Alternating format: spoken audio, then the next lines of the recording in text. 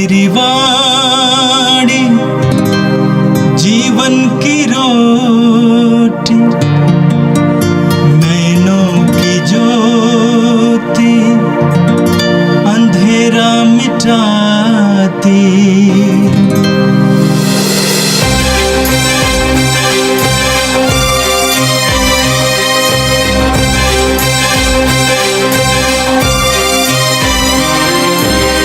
प्रभु तेरी वाणी जीवन की रोटी, नैनों की ज्योति अंधेरा मिटाती।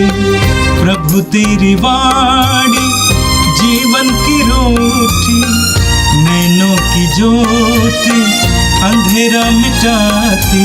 वाणी वाणी वाणी वाणी वाणी पवित्र है, शाश्वत है, जीवन का मन्ना है। 11 मार्च शुक्रवार। पहला पाठ नबी इज़केल का ग्रंथ, अध्याय 18 पद संख्या 21 से 28 तक। प्रभु ईश्वर कहता है, यदि पापी अपना पुराना पापमय जीवन त्याग कर मेरी सब आज्ञाओं का पालन करता और धार्मिकता तथा न्याय के पथ पर चलने लगता है, तो वह अवश्य जीवित रहेगा, मरेगा नहीं। उसके सब पापों को भुला दिया जाएगा और वह अपनी धार्मिकता के कारण जीवित रहेगा। प्रभु ईश्वर का वह कहना है, क्या मैं दुष्ट की मृत्यु से प्रसन्न हूँ? क्या मैं यह नहीं चाहता कि वह अपना मार्ग छोड़ दे और जीवित रहे? किंतु यदि भला मनुष्य अपनी धार्मिकता त्याग कर दुष्ट की तरह घृणित पाप करने लगता है, तो क्या वह जीवित रहेगा? उसकी समस्त धार्मिकता को भुला दिया जाएगा और वह अपने अधर्म तथा पाप के कारण मर जाएगा।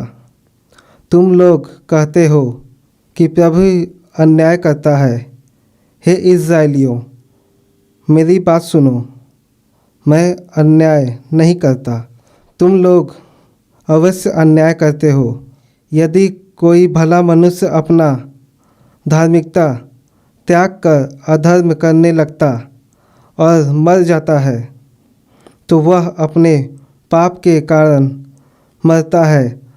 और यदि कोई पापी अपना पापमय जीवन त्याग कर धार्मिकता और न्याय के पथ पर चलता है, तो वह अपने जीवन को सुरक्षित रखेगा। यदि उसने अपने पुराने पाप को छोड़ देने का निश्चय किया है, तो वह अवश्य जीवित रहेगा, मरेगा नहीं। यह प्रभु की वाणी है। संत मत्ती के अनुसार पवित्र सुसमाचार अध्याय 5 वाक्य 20 से 26 तक। यीशु ने अपने शिष्यों से कहा, यदि तुम्हारी धार्मिकता शास्त्रियों और फरीसियों की धार्मिकता से गहरी नहीं हुई, तो तुम स्वर्ग राज्य में प्रवेश नहीं करोगे। तुम लोगों ने सुना है कि पूर्वजों से कहा गया है, हत्या मत करो। यदि कोई हत्या करे तो वह कचहरी में दंड के योग्य ठहराया जाएगा। परंतु मैं तुमसे कह देता हूं, जो अपने भाई पर क्रोध करता है वह कचहरी में दंड के योग्य ठहराया जाएगा। यदि वह अपने भाई से कहे, रे मूर्ख, तो वह महासभा में दंड के योग्य ठहराया जाएगा। और यदि वह कहे, रे नास्तिक, तो वह नरक की आग के योग्य ठहराया जाएगा। जब तुम वेदी पर अपनी भेंट चढ़ा रहे हो और तुम्हें वहां याद आए कि मेरे भाई को मुझसे कोई शिकायत है, तो अपनी भेंट वहीं वेदी के सामने छोड़कर पहले अपने भाई से मेल करने जाओ और तब आकर अपनी भेंट चढ़ाओ। कचहरी जाते समय रास्ते में ही अपने मुद्दे से समझौता कर लो। कहीं ऐसा ना हो कि वह तुम्हें न्यायकर्ता के हवाले कर दे, न्यायकर्ता तुम्हें प्यादे के हवाले कर दे और प्यादा तुम्हें बंदी गृह में डाल दे। मैं तुमसे कह देता हूं, जब तक कौड़ी कौड़ी ना चुका दोगे, तब तक वहां से नहीं निकल पाओगे। ये प्रभु का दिव्य सुसमाचार है। क्रिस्त प्रभु की जय। मेरे प्रिय भाई और बहनों, हम चालीसा काल में हैं और इस चालीसा काल में बार बार हमें पवित्र वचनों के द्वारा पाप और पश्चाताप के बारे में संदेश सुनने को मिलता है, ताकि हम पाप की भयानकता को समझें और उसको त्यागें और पश्चाताप के मार्ग को अपनावें। आज का पहला पाठ नबी एजेकियल के ग्रंथ से लिया गया था, अध्याय 18 से। यहां हमने सुना प्रभु ईश्वर ये कहता है, यदि पापी अपना पुराना पापमय जीवन त्याग कर मेरी सब आज्ञाओं का पालन करता और धार्मिकता तथा न्याय के पथ पर चलने लगता है, तो वो अवश्य जीवित रहेगा, मरेगा नहीं। प्रभु कहते हैं, यदि पापी अपना पुराना पापमय जीवन त्याग कर मेरी आज्ञाओं का पालन करता और धार्मिकता तथा न्याय के पथ पर चलने लगता है, तो वह अवश्य जीवित रहेगा, मरेगा नहीं। उसके सब पापों को भुला दिया जाएगा और वह अपनी धार्मिकता के कारण जीवित रहेगा। इसी तरह वाक्य 24 में लिखा हुआ है, किंतु यदि भला मनुष्य अपनी धार्मिकता त्याग कर दुष्ट की तरह घृणित पाप करने लगता है, तो वो क्या वो जीवित रहेगा? उसकी समस्त धार्मिकता को भुला दिया जाएगा और वो अपने अधर्म तथा पाप के कारण मर जाएगा। प्रभु कहते हैं, अगर पापी अपने पापमय मार्ग को त्यागता है, धार्मिकता के मार्ग पर चलने लगता है, तो उसके सारे पाप को भुला दिया जाएगा और वह जीवित रहेगा। ठीक उसी तरह भला व्यक्ति अपने भलाई को भूल जाता है, धार्मिकता को छोड़कर अधर्म के मार्ग पर चलता है, तो वो मर जाएगा। पाप विनाशकारी है,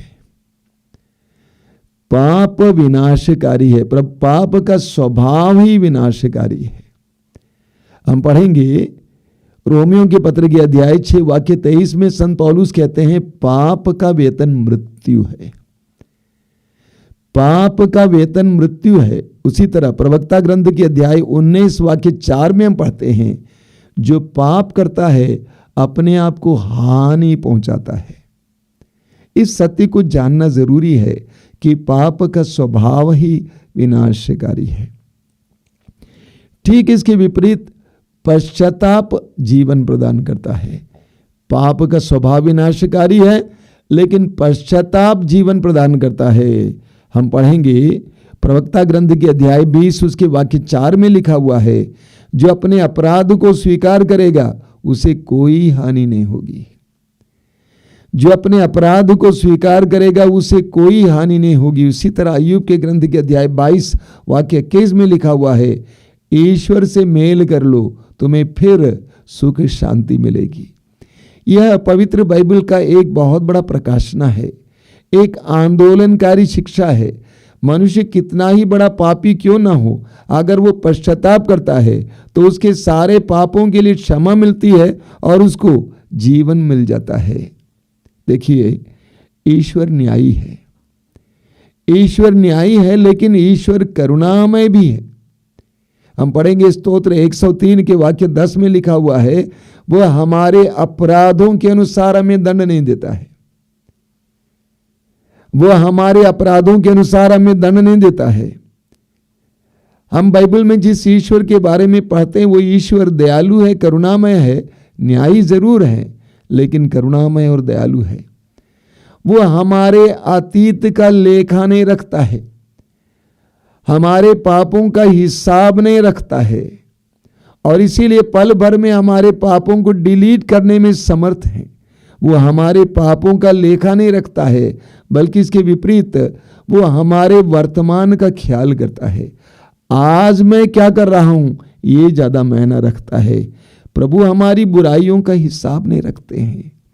अगर हम पश्चाताप करेंगे तो प्रभु हमें जीवन प्रदान करेगा।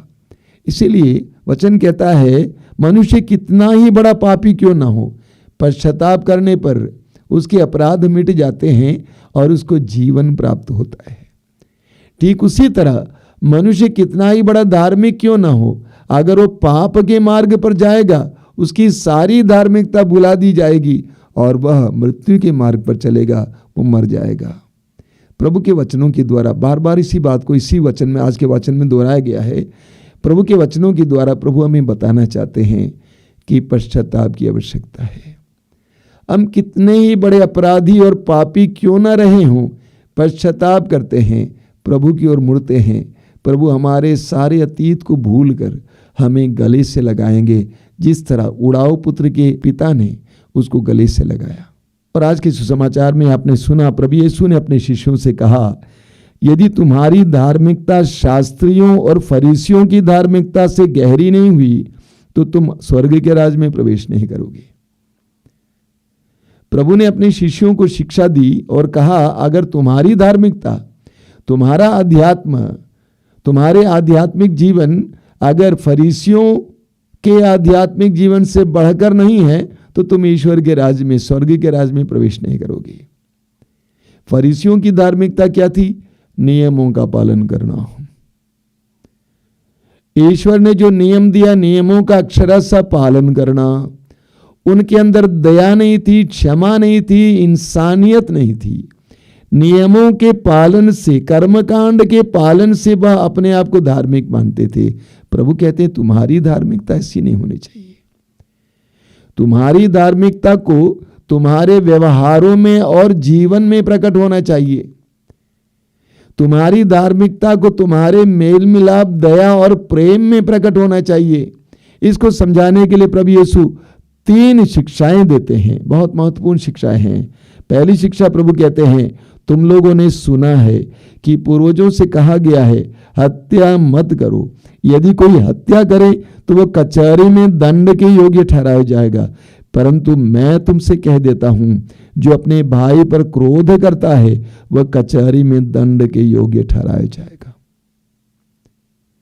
प्रभु ईश्वर ने इस्राएलियों को 10 नियम दिया और 10 नियमों से 5वां नियम है, हत्या मत करो। मनुष्य की हत्या मत करो।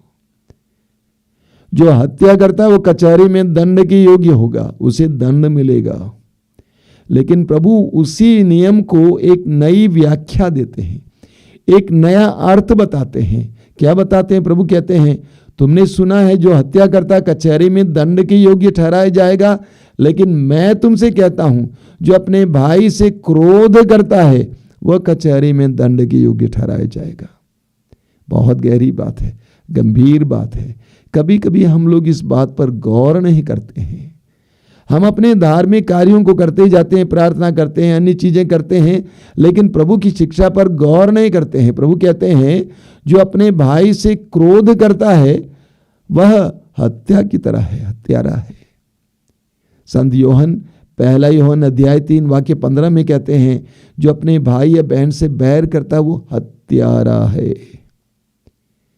प्रभु यहां पर हत्या और क्रोध को बराबर घृणित पाप, अपराध बताते हैं। क्रोध भी घृणित अपराध है। इसीलिए प्रभु हमें बताते हैं, क्रोध नहीं बनाए रखना चाहिए, क्षमा करनी चाहिए।